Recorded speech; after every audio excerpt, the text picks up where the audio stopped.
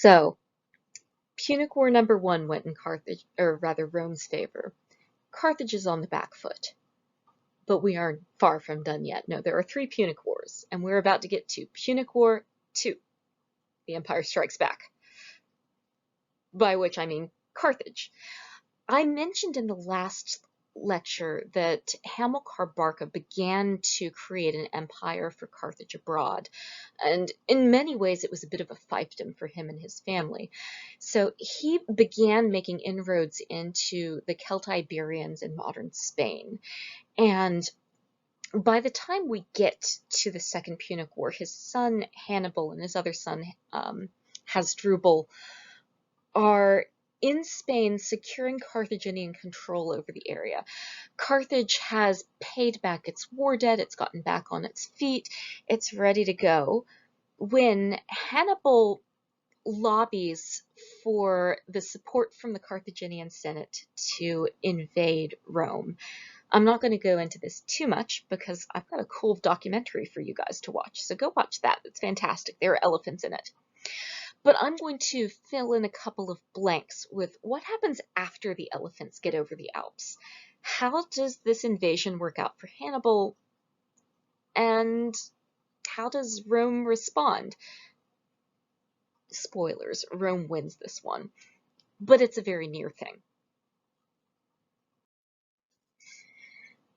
Because Rome fights a war on 2 fronts here. So 218, Hannibal begins the Second Punic War.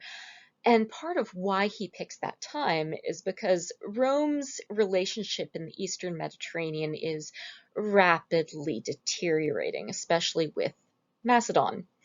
And by 214 BCE, Rome is at war with both Macedon and Carthage. So they're fighting a war in both the Eastern and the Western Mediterranean, trying to do it all with their still citizen-based army in maniples recruited from the citizen base.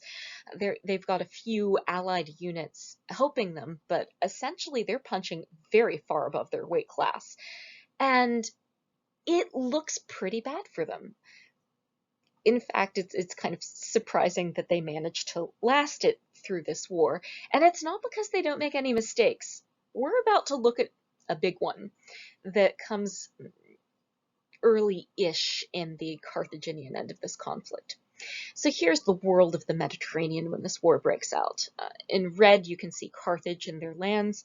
You'll notice Carthage has, on the whole, mostly more land than they had in the First Punic War. I mean, they've lost Corsica and Sardinia, they don't really have a presence on Sicily, but they have all this land in Spain, and they still have allies all over the world, so far it's looking okay for them. Meanwhile, the Antigonids, where it's blue, and then the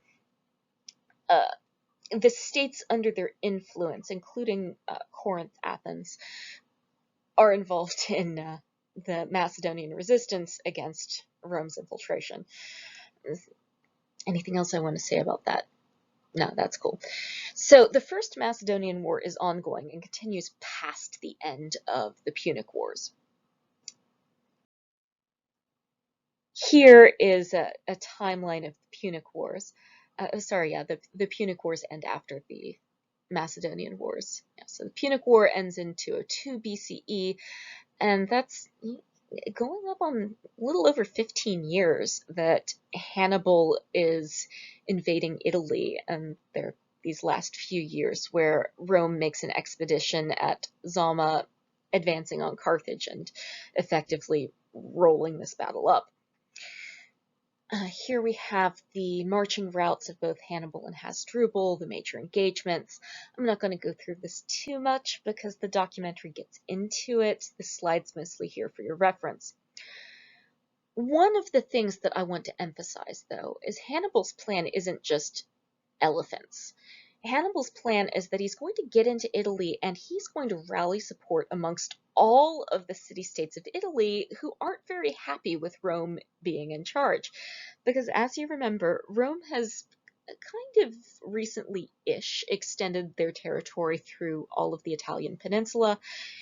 A lot of these city-states are Greek-speaking, and not all of them are Latin-speaking. and not all of them really like having to do what Rome tells them to.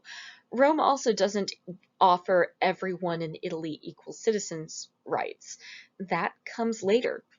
So there's a lot of resentment and crankiness. So Hannibal thinks, I'm going to take advantage of all of Rome's disgruntled customers. I'm going to use them and my elephants, and we're going to turn around and bring the march on Rome, and it's just going to work out great. The plan was sound. Hannibal was not an idiot. This made a lot of sense. Rome gets a little bit lucky and a little bit stupid. So let's start with the lucky part, shall we? Come on, advance.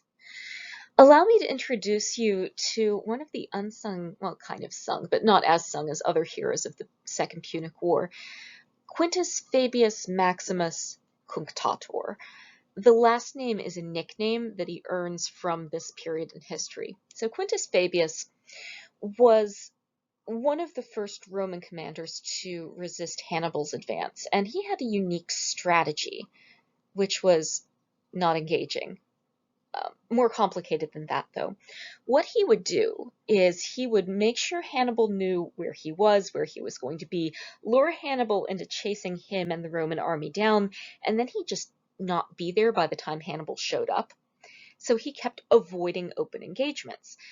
This meant that Hannibal had to keep chasing him all around Italy, and every moment he spent chasing Quintus Fabius's army was another minute he wasn't invading Rome and wasn't cozying up to the Italian ally states.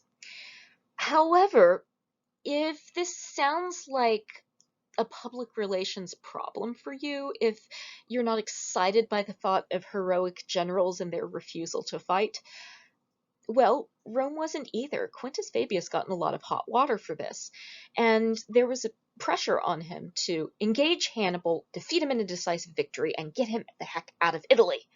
Darn it. So the Senate took him out of the field, and they took the two consuls for the year, a guy named Aemilius Paullus, and who is the other one? Varro. Yeah, Paullus and Varro? I believe so. Yes. And put them in charge of a newly recruited 4 legions.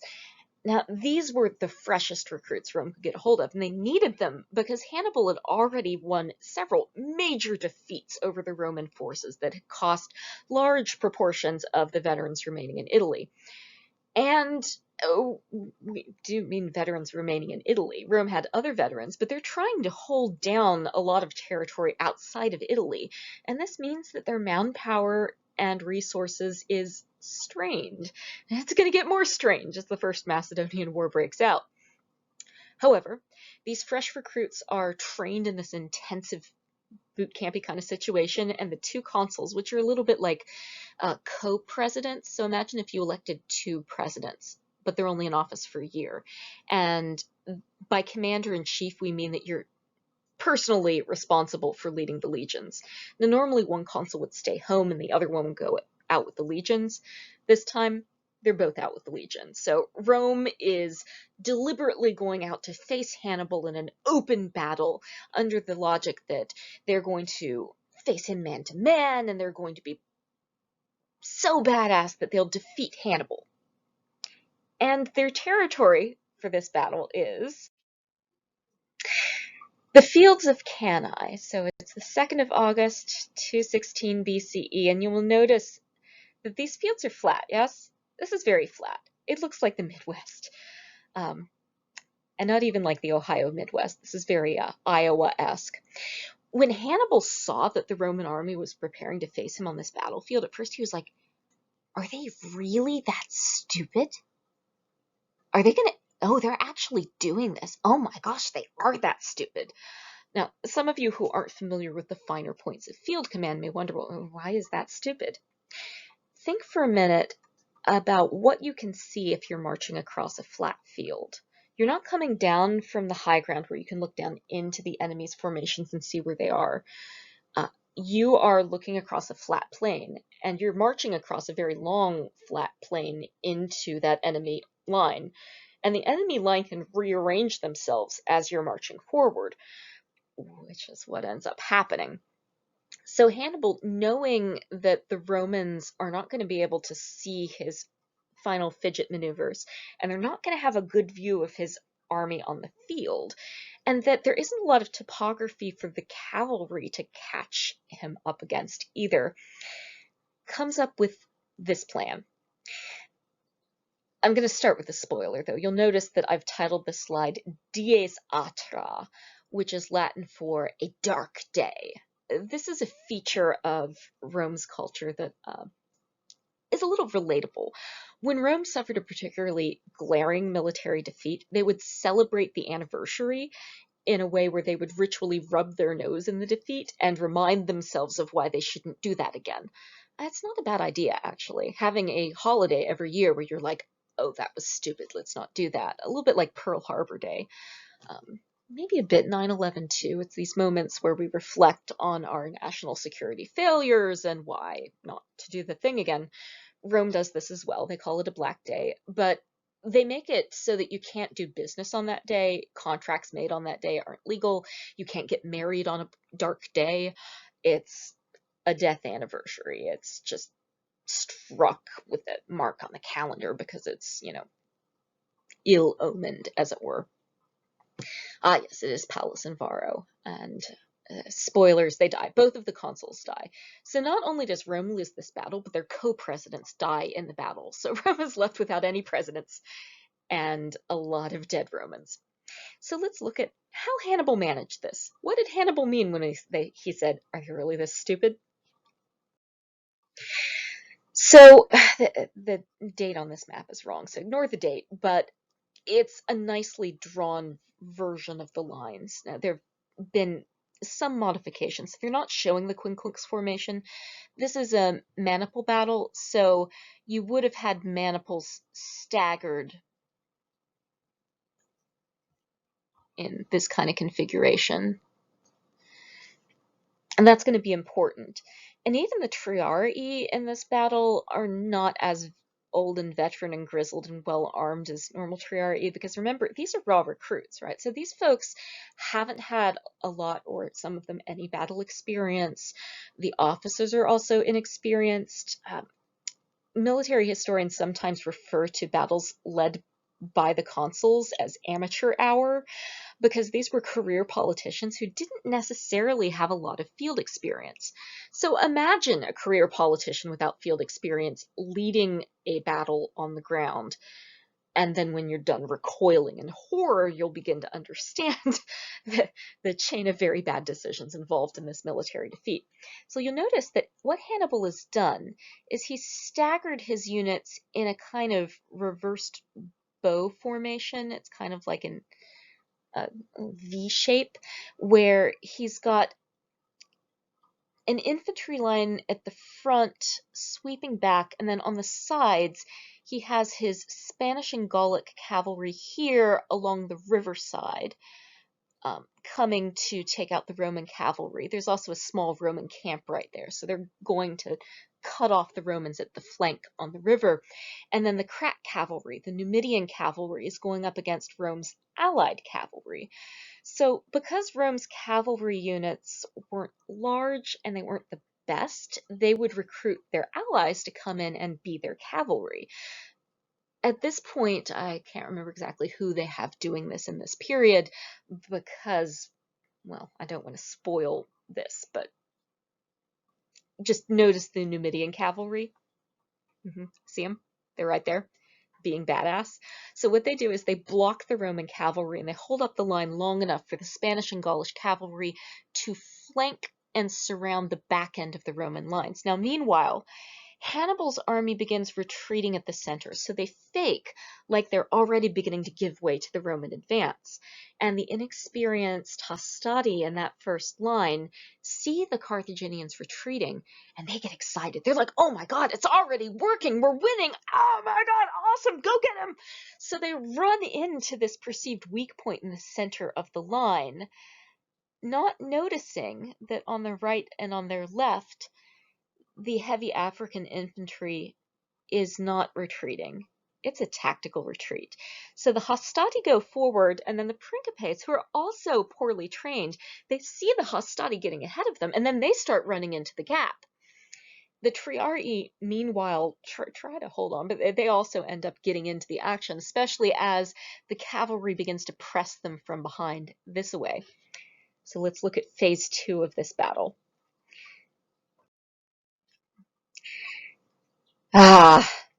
It's so brilliant.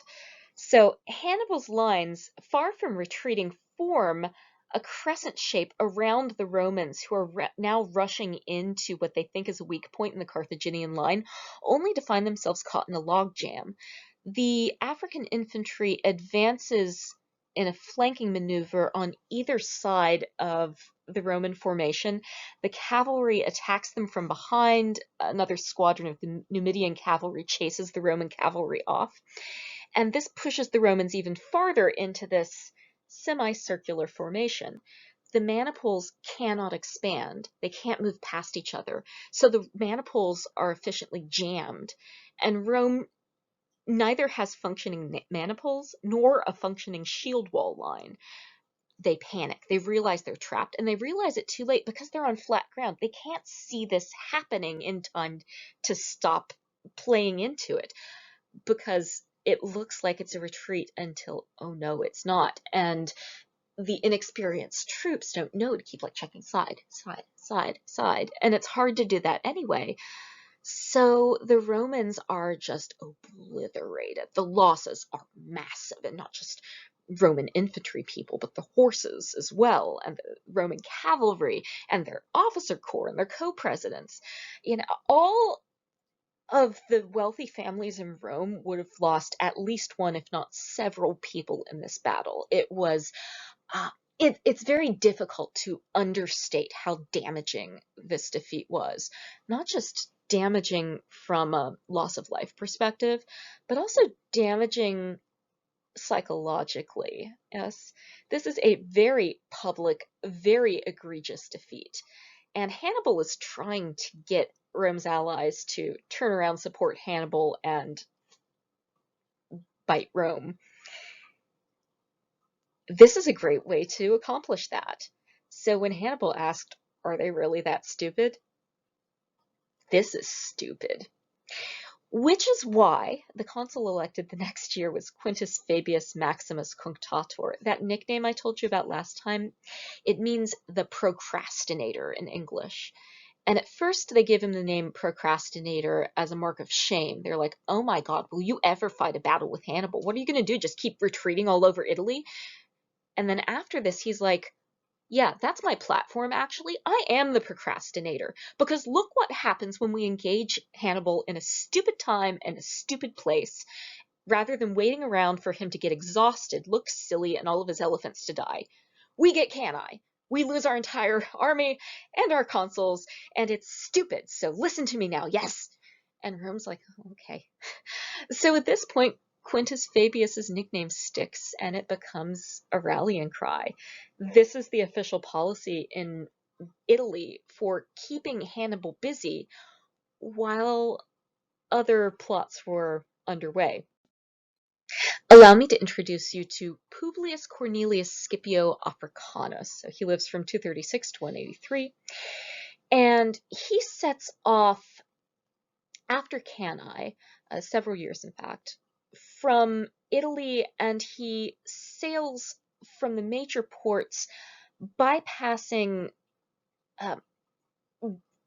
the areas of southern Gaul to land in Carthaginian-held Hispania, including Carthago Nova, where he makes landfall, which is an interesting name for a city, right? Because Carthage means new city, and Nova means new, so this is new Carthage. This is funny.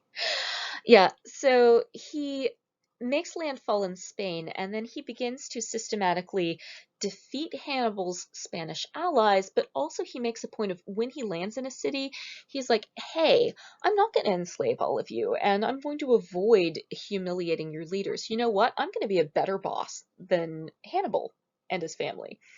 Now, we only have Roman accounts of this, so you have to take this with a huge grain of salt, but it does work. Scipio is able to yoink Hannibal's empire right out from under him. I think Hasdrubal is dead by this point.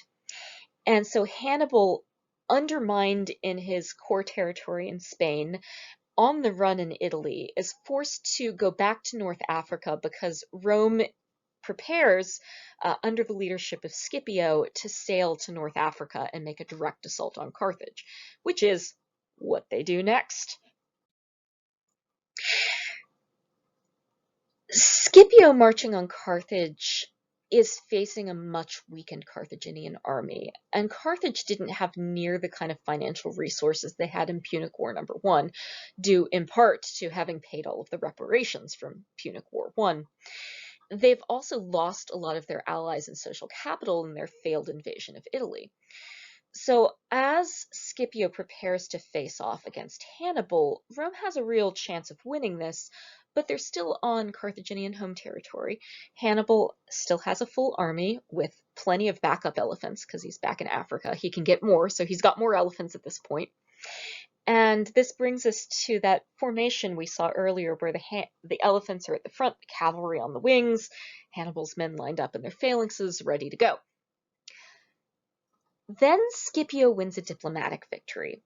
He manages to sidle up to King Massinissa of Numidia. So Massinissa was the king of this territory from which Carthage's crack cavalry comes. Remember I told you they'd be back? This is that part. Scipio strikes a deal with Massinissa for Massinissa to switch sides, basically making him this offer that, you know what, I don't think Carthage is being a really fair ally to you. You know who's an awesome ally? Rome. So if you flip on Carthage and work for Rome, like, we're going to win anyway, so don't you want to be on the winning side? So, like, join us, dude. Come be our cavalry. And Massinissa goes for it. So the Numidian cavalry switches sides, and this ultimately is what ends up sealing the deal. Between that and Rome's increasingly savvy anti-elephant strategies, where they're leaving gaps in the lines, just let the elephants go through and then engage the phalanxes in a battle that they can be good at, that is a straight up maniple fight. They win the Battle of Zama. Hannibal survives, but he can't go home to Carthage. He's not the most popular person at that point. So he turns around and goes into exile, where he eventually dies in exile, living in the hospitality of foreign courts, still trying to get back together a force to have his vengeance on Rome.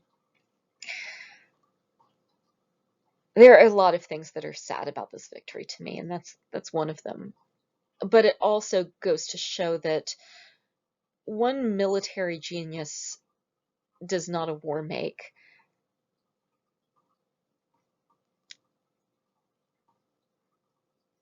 The other thing I would say about Punic War II is that Hannibal was done in part by a lack of support at home. Part of why Hannibal ends up losing the Battle of Zama is that Carthage stops sending him men and material and reinforcements. Even while he's in Italy, they're not sending him a lot of backup. So this isn't necessarily about Hannibal being bad at his job. He's great. But the Senate of Carthage is not voting him appropriate support, which is a thing that happens in wars, especially wars where your government is run by committee. It's not always the most efficient way to go about supporting a war effort. And certainly this is the case for Hannibal. All right, so one last Punic War. Punic War III, Return of the Romans. There's not much to say about Punic War III. Most of Punic War III is mustering troops in the siege of Carthage. When this begins, Rome and Numidia are allies. Carthage has agreed to a treaty in which Carthage can't make war on anyone without getting a permission slip from Rome. And Numidia realizes that this means they can basically harass Carthage, and Carthage can't do anything because Rome's not going to give them that permission slip. So eventually Carthage is like, okay, look, we have to defend ourselves. We can't just let Numidia keep beating us up for lunch money. Like, this is unsustainable. So they start defending themselves against Numidia. Numidia goes to Rome. Rome's like, you broke the treaty. Punic War III happens. That's like the very, very short version of Punic War III happens. Just, it's hurting me not to put in more details. Okay. So Rome sends an army overseas. The adopted grandson of Scipio, Scipio Aemilianus, the same guy, by the way, who the historian we're reading for this section, am I thinking Pausanias? Sorry, Polybius. So Polybius is a prisoner of war who's living in the Scipio's households. Scipio Aemilianus is not just related by adoption to the Scipio who won Punic War II, but the Aemilianus part of his name is from Aemilius Paullus, so he's a descendant of the consul who died at the Battle of Cannae. And this is part of where Polybius is getting his information, but also where Polybius is getting his bias, which is why I wanted you to know who this guy is. There's a siege of Carthage, and eventually Carthage falls to the Roman onslaught. At the end of this war, Carthage is not only defeated, but Rome has yet again fought another war with Macedon. So the Third Macedonian War is going on at the same time as the Third Punic War. This time, Rome walks right into it. They declare war on two people at once and win them both, to the surprise of pretty much everybody, maybe not Carthage at this point. We are now looking at the Carthaginian territory that's in Rome's hands by 146 BCE. So everything here in orange that used to be Carthaginian has reverted to local control. So Numidia is run by Numidia, Mauritania is run by the Mauritanians. They are officially Roman allies. This relationship inevitably sours and turns into more wars of conquest, but we don't have time for that right now. But you'll notice that Rome also gets a hold of Greece. Yeah, that's how the Third Macedonian War turns out. Rome burns Corinth to the ground, utterly destroys it. They also burn Carthage to the ground, destroy it. By legend, they plow salt into the field so nobody can ever live there again. There are holes in that. We'll just leave it there. Eventually, Carthage is too good a harbor to give up. Julius Caesar in the next century refounds it as a Roman colony, and it goes on to become one of the big urban centers of the ancient Mediterranean. People you've probably heard from claimed Carthage as their hometown, including St. Augustine, St. Ambrose. Well, St. Ambrose was from Milan. He immigrated to Carthage. But Carthage was second to Alexandria as a city for learning and education and trade, for all the reasons that it was successful as a Phoenician city. And this was just the beginning of the smorgasbord for Rome. From here, Rome goes on to gobble up larger and larger bits of the Mediterranean, because the problem with this business model is that Rome can't rest. There's always another enemy, and there's always a larger border to defend. And the more borders you get, the more borders you have to maintain. This is going to be important when we start looking at Judea and Roman Britain at the very end of this course. So there ends the Punic Wars, and R.I.P. Carthage. In many ways, Carthage just had abominable luck, just really bad luck, but also Rome was extra determined and extra resilient to not only succeed, but to succeed despite having made some really stupid life choices. Either Rome is incredibly lucky, the gods really love Rome, or some combination of all of the above, plus a very agile and adaptable military structure. I would tend to lean on the adaptable and agile military structure. What Rome does well is learns from mistakes. It makes a lot of stupid ones, but every mistake makes Rome a little bit more clever until we get into the first century where the mistakes aren't happening as much. But one of the unintended consequences of this is that the proceeds of this victory upend Rome's economy. They cause massive public relations problems for Romans abroad. It also leads to huge gaps in income inequality. Large numbers of Romans are put out of their homes, left without jobs, stranded in the city with nothing to do, whereas upper-class Romans have more money than they know what to do with, and they only get richer. This creates a hotbed of civil war. Rome spends the entire 1st century CE at war with itself, taking occasional breaks to go conquer more Europe. and bits of North Africa, and eventually Egypt, and also the Near East. Is this a good thing? Is this a bad thing? Is this greatness? That's a really good question that we don't ask ourselves enough. Is it a good thing to conquer a lot of territory? Does it make you a better nation, a more effective nation, a happier nation? I don't have an answer for that, but I think that these are good questions to think with as we look into the future of Rome's military structure. So there I will leave you.